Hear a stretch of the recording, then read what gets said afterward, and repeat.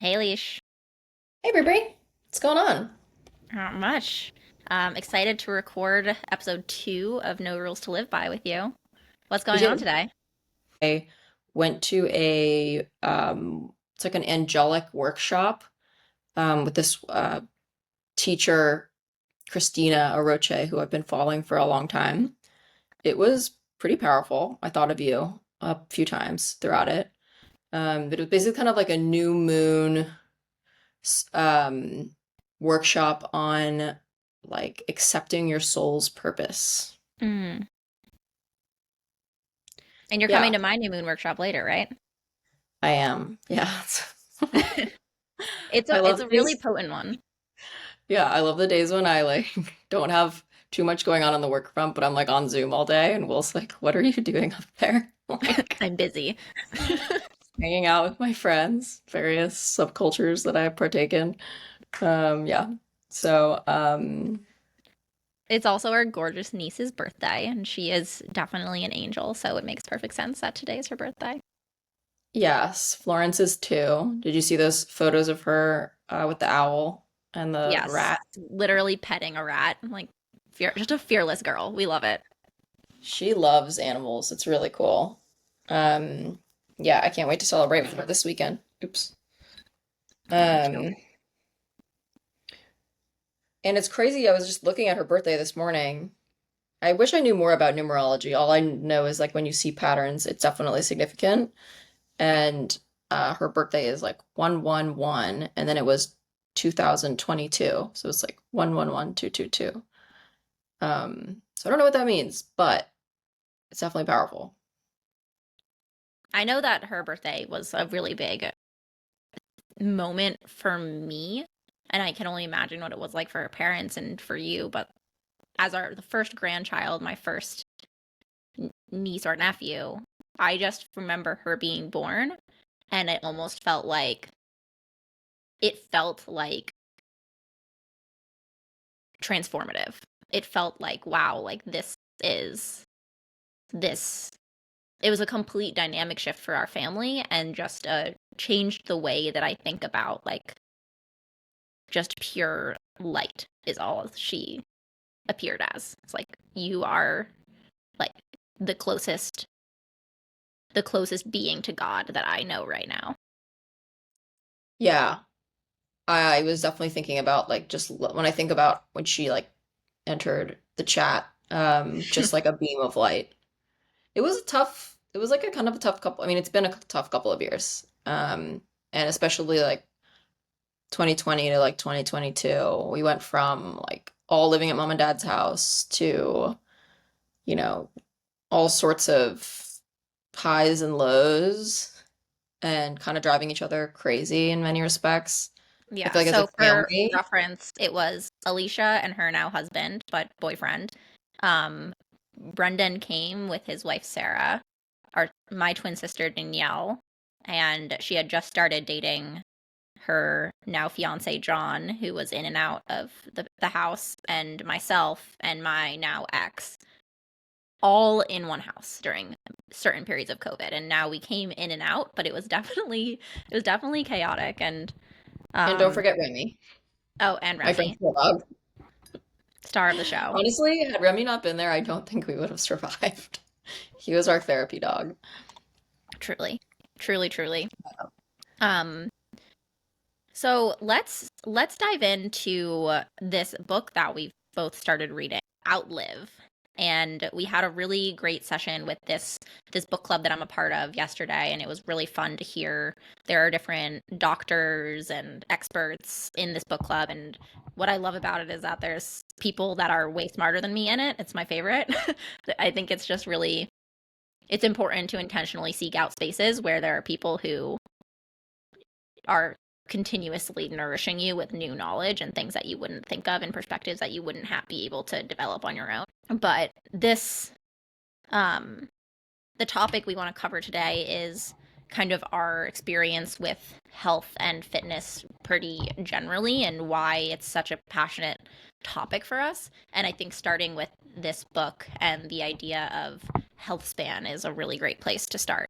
So Outlive by Peter Attia. it's a pretty dense book. It covers a lot of ground.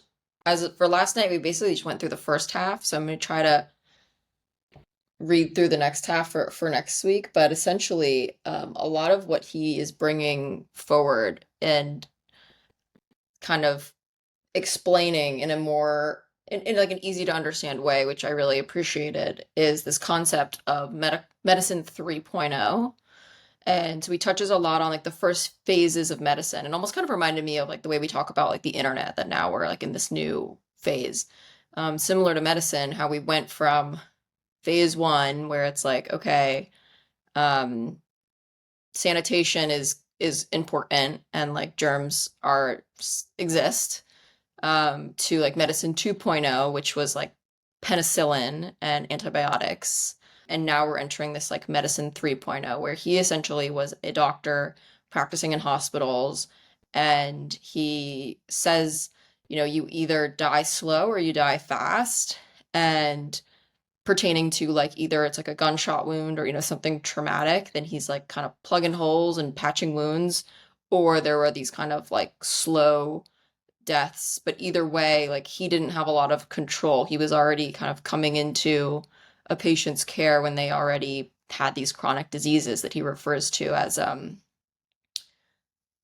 the horsemen, which are, he talks about like diabetes, cancer, heart conditions, and Alzheimer's, which is a big one for us because our grandmother had Alzheimer's, and that was a really impactful chapter on Brianna's high school, my college years. And so, yeah, it was really cool. Thanks for inviting me to that book club, Bri. It was a group of probably like 20 to 30 extremely intelligent people of all backgrounds and ages and geographies. And what was really interesting is it started with a doctor kind of in this more like progressive preventative medicine space share that's been doing it for over 30 years, who hope I'd love to have on this podcast eventually. Really cool guy talking about his experience putting these um, concepts into practice that Peter's talking about with this medicine 3.0, which is, instead of waiting for someone to walk into your office with cancer, with Alzheimer's, etc., like let's take it back a few steps and let's think about like what can we do to prevent the diseases from ever occurring.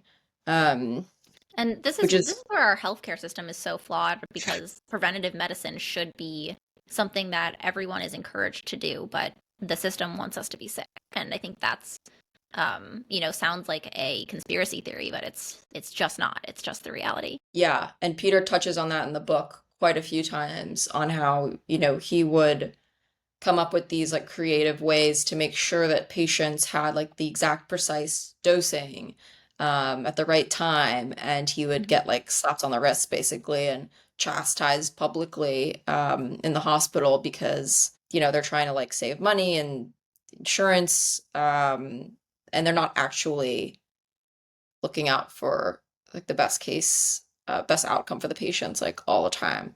So it's pretty sobering to read that, and I think it's true, but when you start like, I love like the power of storytelling when you hear these like personal anecdotes that he experienced like in his first few years as a resident. Um, you're just like, oh my gosh, this is like crazy. His kind of takeaways are, the most important elements that we can control in preventing these kind of horseman diseases are, he says the most important one is exercise, which is like not completely mind-blowing, but it is interesting that he prioritizes that above nutrition and above sleep, though those are extremely important, as well as, and then he also touches a lot on like supplementation. Um, so kind of wanted to delve into like our relationship with exercise and what's worked for us over the years. And yeah, just kind of have a conversation about how we can kind of take these practices that Peter Attia talks about and like put them into play. Yeah. So, Alicia, right now, what is your current like workout routine or goal? What are you focused on? And then we can go back and talk about all of the different the different phases we've been through. I was really into like weight training, and I still do really like resistance training, but I have found that Pilates is just like has such a positive impact on my body. It's still extremely challenging, but it's gentle enough that I can do it like multiple times a week. And I just think the results are great. So I've been really into that lately, but I want to mix in some more strength training. I think we were talking about this the other day. Like maybe like Saturdays will be my just kind of like full body, like free weight day, or sometimes I'll go to like a Metcon or like Tabata, which are like weight training hit classes at Equinox, to kind of just get some heavier weights in there. Yeah.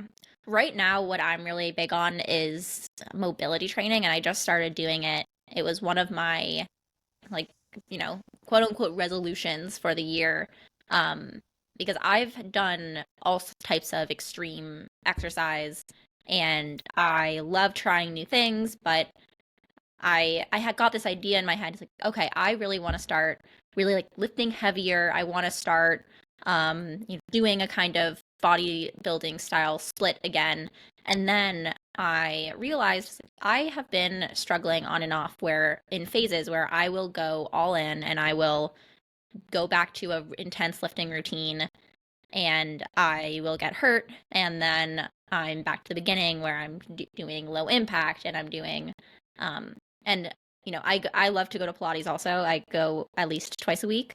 And it's been terrific for me because it is low impact but it's still really hard. So I enjoy that, but I started working on mobility training and I'll have to update you all on how it goes, but it's something where I have a back injury, which I could really, really go deep into this back injury that I've been trying to heal from for about a decade. Hopefully it works. It's a lot of doing, really slow movements, stretching your nervous system, getting your joints to all be aligned and activating and fixing all of the muscular imbalances in your body.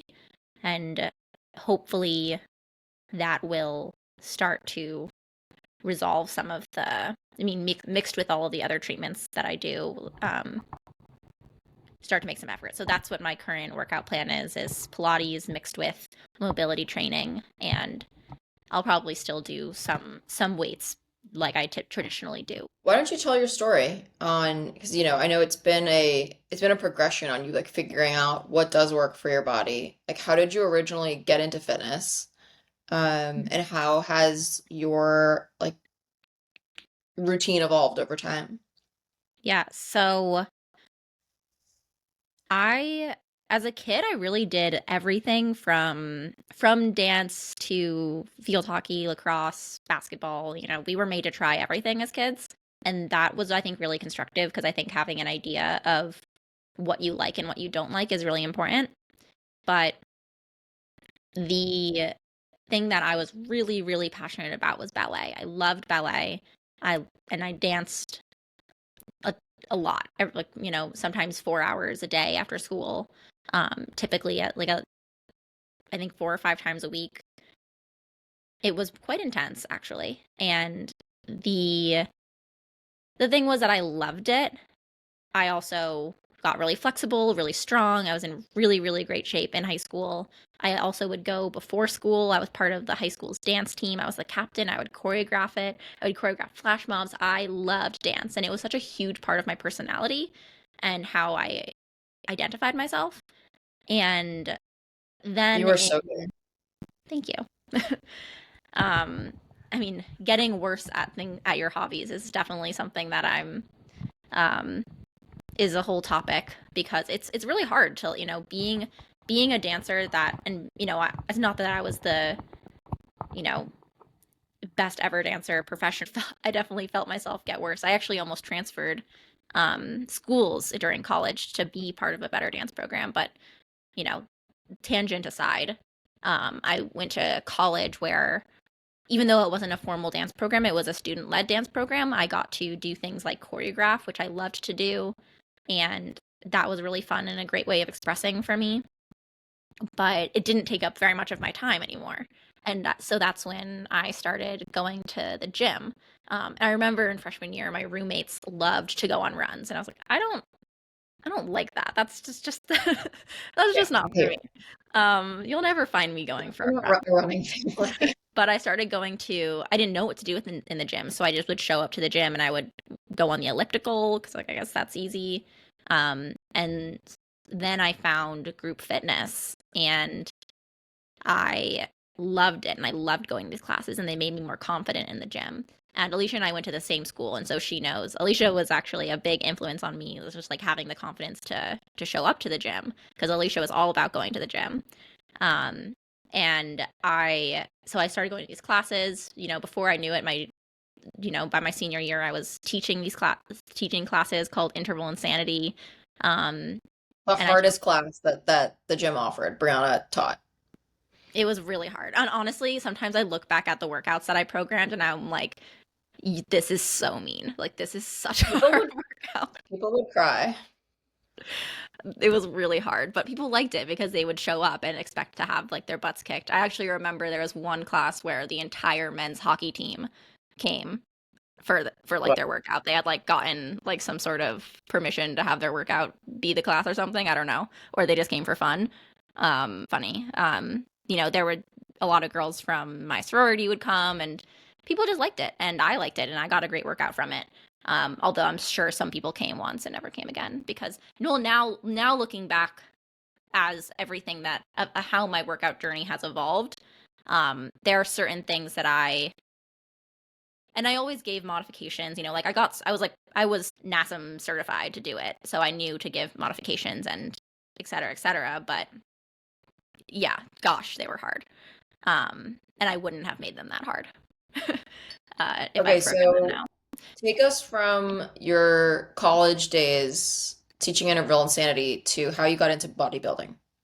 Yeah. So right after college, I moved to San Francisco to work at a tech startup. And I met my then roommate, who's now like my best friend, and her and I were both really into fitness.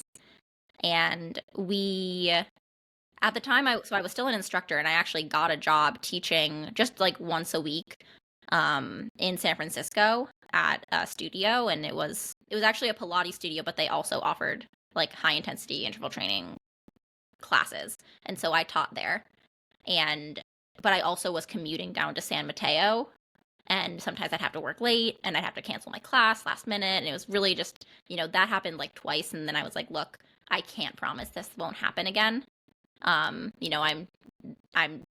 22 years old and this is a new job. I have to prioritize it. I'm sorry.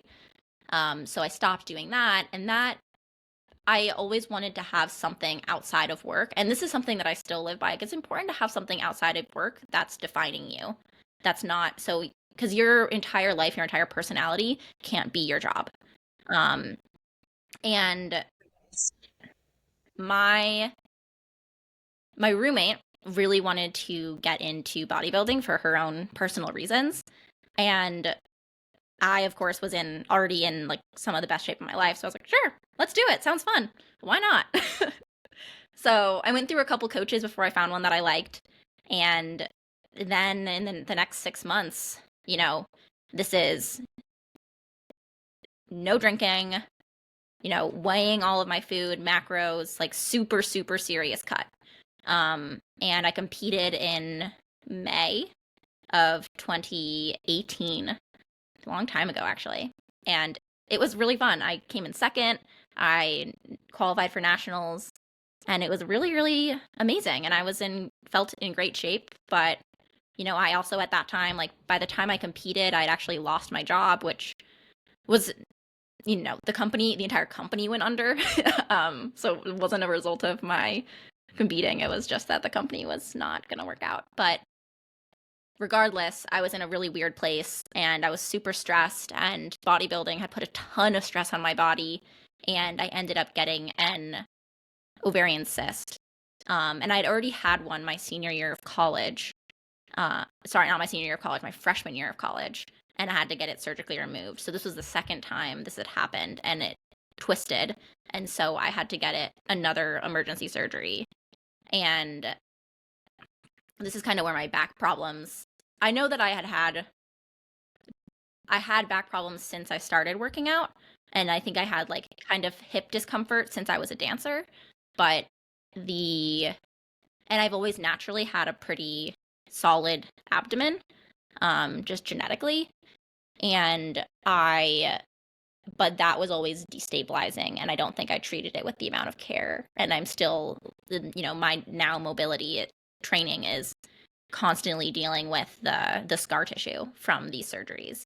And so in my recovery from that second cyst surgery, and I could obviously go down a whole rabbit hole of all of the things that I've done to both prevent and to prevent ovarian cysts, care for my womb health, and that's a whole topic, but it really affected my workouts because I had to basically go through a lot of physical therapy and being careful about how I rebuilt not just like my aesthetic abdomen, but the deep layers of my abdomen. And so,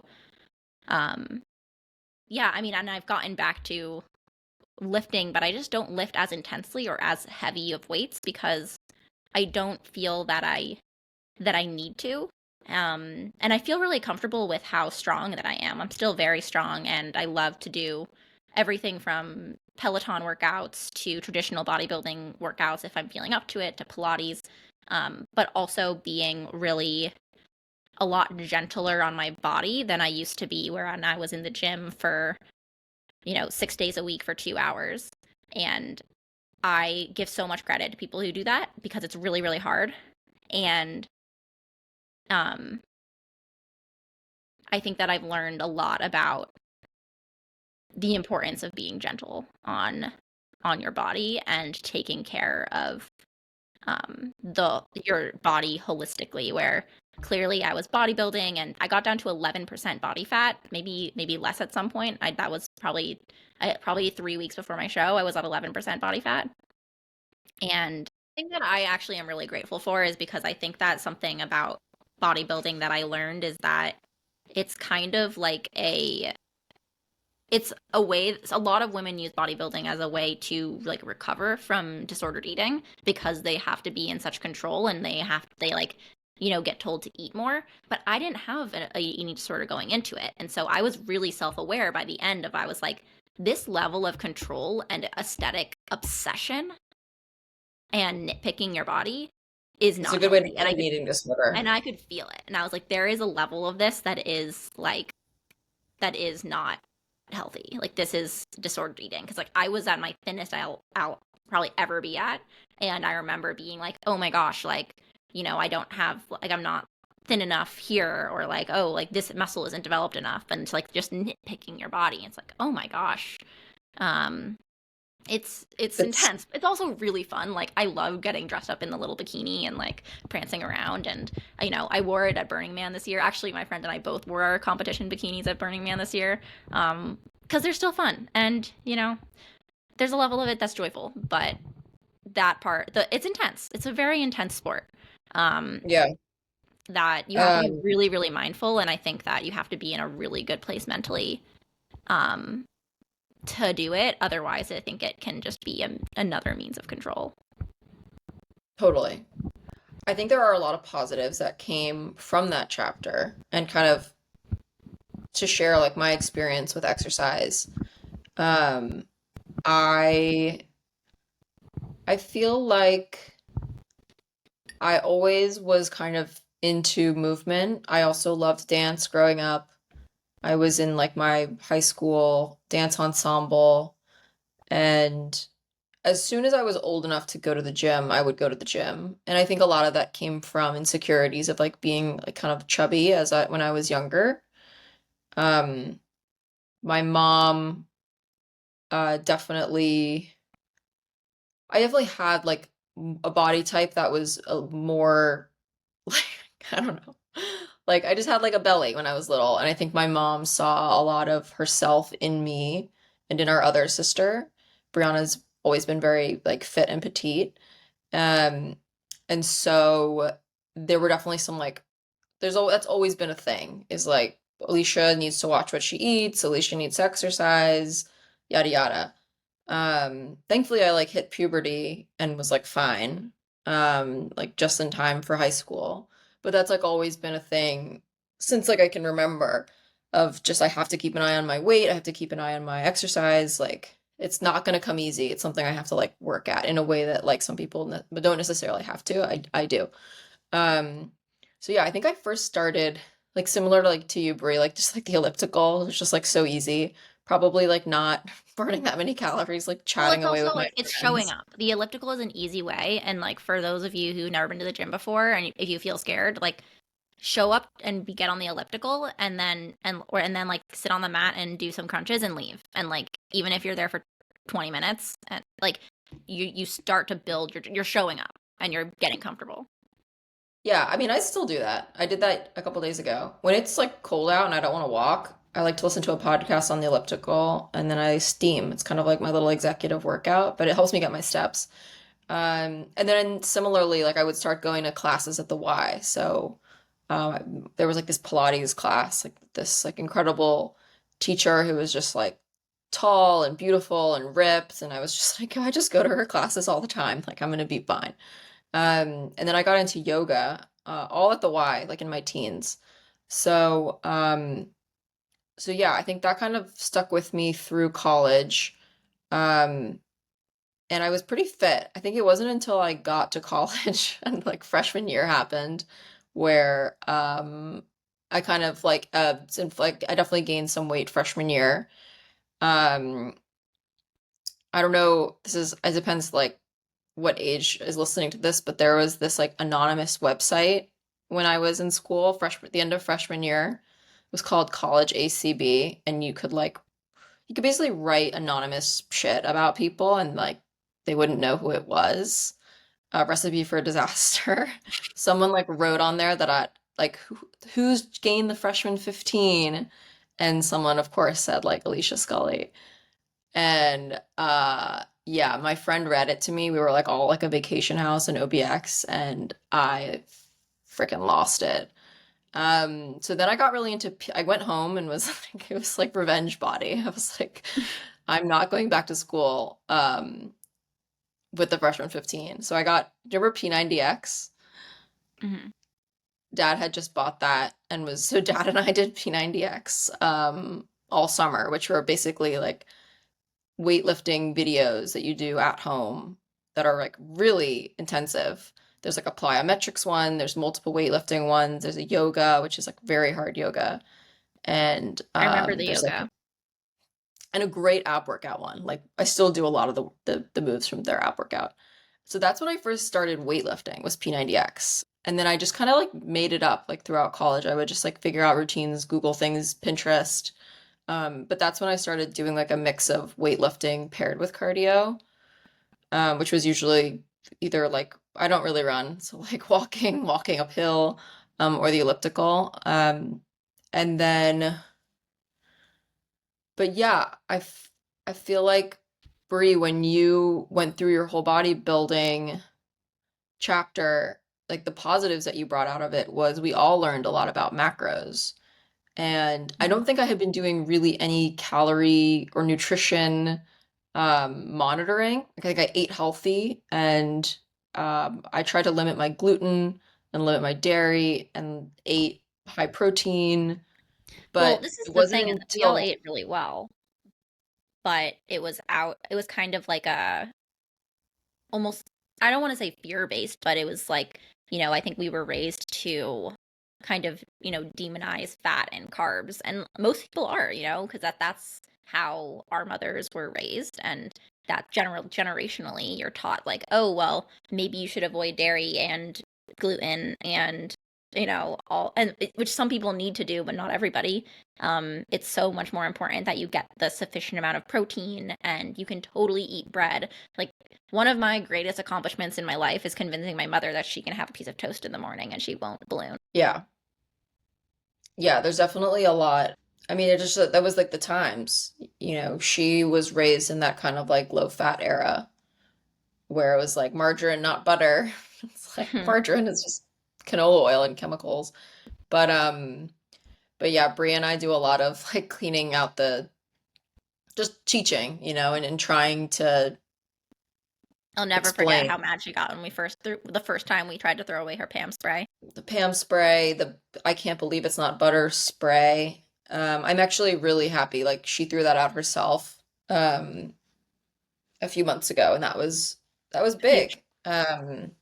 So baby steps, but Because she also taught us so much about health and wellness, like the fact that we even know how to cook and we know what's like healthy and not healthy and eating. We weren't raised with junk food, which I'm really grateful for. It was not a norm in our household. And I think that while I also think that it's important now, like if I were to raise a child, I wouldn't necessarily say that there are good or bad foods. But I also think that we were told like, oh, if you're hungry, like I'll like make you a meal, like have real food. And I think that value of real food over snack foods has really stayed with us. 100%, 100%. And yeah, I mean, I think like diet culture over the years has changed, and with that, you know, I think intentions are good, just the information has been confusing. Hmm. And I think a lot of like our parents' generations, like what they think to be healthy are these like, oh, I'm getting like Hmm. the snack wells, I'm getting Yeah. the margarine, I'm getting the, sugar-free like yogurt, even though there's like lots of chemicals but like the intentions are good. It's just there's been a lot of misinformation. And so it's like a slow uncovering of, what is the right exercise routine, what is the right Hmm. nutrition, Yeah. etc. And mom also, she really loves Zumba. She always worked out, so she really modeled that for us. I remember going to yoga with her as like a little kid, um, and so that was it's just interesting to think of the ways that diet and exercise are both modeled for you as a child. I remember there was a phase after my injury. I couldn't really remember exactly how I got back to working out before, but I did like for a full year. I joined this yoga studio and I would just do their yoga classes because that was kind of all my back could handle. Um, and doing, you know, going through phases of doing yoga. And I have a really intense personality where sometimes yoga was actually like not physically hard for me, but then it was mentally hard for me because I, especially coming from the juxtaposition of bodybuilding into like I just do basically just do yoga now. Um, it was like a really hard mental switch of such intensity, and I'm a very fiery person. Like I've learned to embrace my intensity and also embrace the softness. That is the other part of my personality, but having basically a full year of just yoga workouts um was really, really difficult for me at the time. Um, but also amazing. It was probably what I needed. yeah, no, I've been trying, I love doing yoga. I need to get it more like officially back into my routine. I try to catch a class like every couple weeks, but it's the same thing as like getting into meditation. Like when you haven't done it in a while, it's so hard. Like I can't turn off my mind. I can't quiet my mind. But like once you get back in the rhythm of quieting your mind, I feel like that's when wisdom and like messages really come through.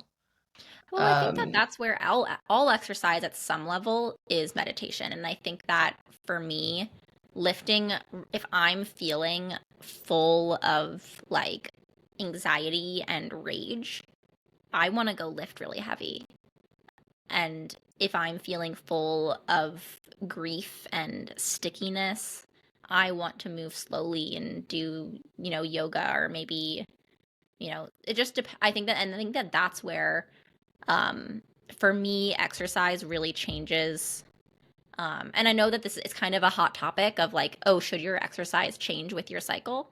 But um since going off birth control, a whole topic.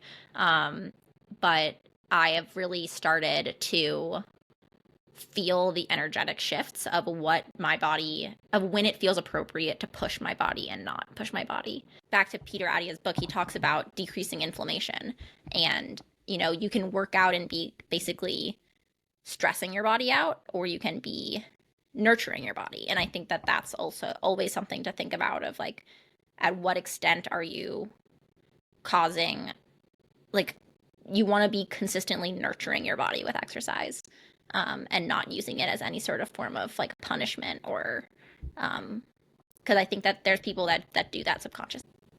Yeah, I think that like mind body connection, kind of coming full circle, like you know what to do, like you know what's best for your body. And I think coming back around to your point on the like macro bodybuilding, it then that whole chapter for you like then informed our whole family about like the power of balancing your like not just, you know, the calorie counting method, but also really thinking about high protein. I think we always ate high protein, but then really dialing it down into like, okay, but what how many grams of protein for your body weight? And then, you know, what are the right calories? And then how do you break that down from carbs to fat, which I've now been following with COVID and just being sedentary and like inside.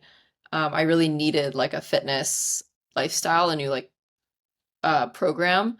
And one of Bri's friends from her bodybuilding days ended up being my coach like remotely for a year through COVID, which really helped I me want get to just into. add, like, through over since that time, I've coached a number of friends and family members, and or just made plans for people, and one off and wish them luck. Just and I enjoy doing that, but I also knew that for my sisters, it wasn't gonna be the appropriate fit. So I was really grateful that you guys were receptive to working with one of my friends. Yeah, but like you still help me with my macros and like you help me with my workouts. You're like a wealth of knowledge when it comes to like all Right, but you guys would things. feel comfortable if I was like, "This is what you have to do." Would feel too comfortable with me and be like, "No." I mean, I feel like you've definitely been my coach unofficially. Like, I feel like for Brendan's wedding, when I was trying to like drop, I think Mhm. I lost like 10 pounds for Brendan's wedding, and were pretty much my coach through that.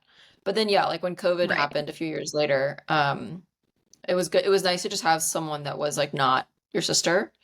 And now I have a different coach, Eric, who's the best. I love him, who helped me for my wedding. So it's been an evolution, and I think like anything, like if you're trying to get better at one area of your life, whether it be executive or fitness or public speaking, like get a coach, like bring in a professional, and so much of it is, and I'd love to have coaches on here and talk to them as we get going, but And all so types of much of it is mentors, just like that seeking out accountability. mentorship. Yeah. Well, it really is just knowing that someone who is a professional in this field is going to be checking in on you once a week, being like, "Did you do the thing that you said you were going to do?" Especially if you really like respect them and trust that the guidance they're giving you is like the right guidance, and you're like, and you're paying for it. Obviously, you're gonna just like, yes, be like, "Yes, coach. Yes, chef."